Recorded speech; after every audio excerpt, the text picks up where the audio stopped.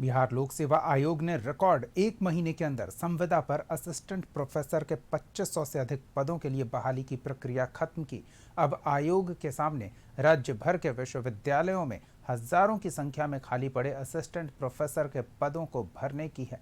राज्य विश्वविद्यालय सेवा आयोग के अध्यक्ष डॉक्टर गिरीश कुमार चौधरी ने कहा कि राज्य के अलग अलग विश्वविद्यालयों में खाली पड़े असिस्टेंट प्रोफेसर के लिए रिक्तियों की जानकारी आ चुकी है। जल्द विज्ञापन के लिए विधिवत प्रक्रिया शुरू की जाएगी। उनसे बात की हमारे संवाददाता प्रीतम कुमार ने। रेगुलर कॉलेज है, चाहे रेगुलर जो बहाली है, चाहे पटना विश्वविद्यालय हो, मगध विश्वविद्यालय हो या फिर तिलका मांझी भागलपुर विश्वविद्यालय हो, सर इसमें भी सर एक लंबे अरसे से असिस्टेंट प्रोफेसर के पद खाली है। सर इसको लेकर सर क्या योजना है आपके पास?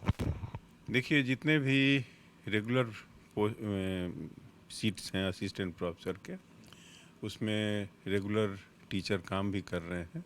जितनी वैकेंसीज थी, वैकेंसी के अगेंस्ट में सारे वाइस चांसलर को ये पावर दी गई थी कि आप उसको गेस्ट फैकल्टी के रूप में, जो यूजीसी का में प्रावधान है, बिहार सरकार का संकल्प भी है, उसके तहत गेस्ट फैकल्टी का अपॉइंटमेंट किया गया था, जिसके चलते रेगुलर और गेस्ट फैकल्टी मिला के हम कहें तो शिक्षकों की संख्या प्रचुर मात्रा में है।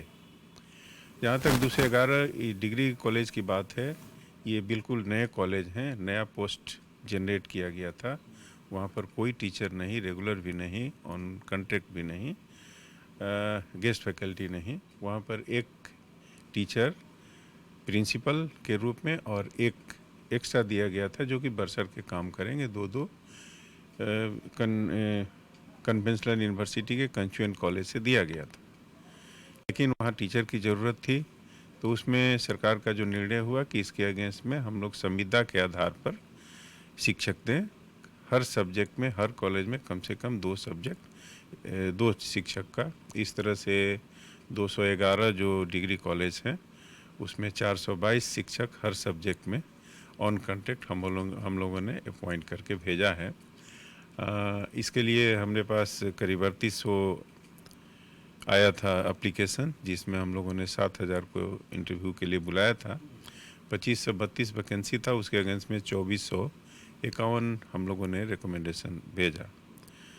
और दूसरा कहना है कि आगे का क्या, रेगुलर का क्या ये है। तो रेगुलर वैकेंसी आप जानते हैं कि जो यूनिवर्सिटी है, यूनिवर्सिटी सारे वैकेंसी को कलेक्ट करके उसका रोस्टर क्लियरेंस कमिश्नर से कराती है। रोस्टर क्लियर करने के बाद वो जाता है शिक्षा विभाग में। शिक्षा विभाग को हम लोगों को वैकेंसी भेजता है, इसके बाद हम लोग निकाल के प्रोसेस करते हैं।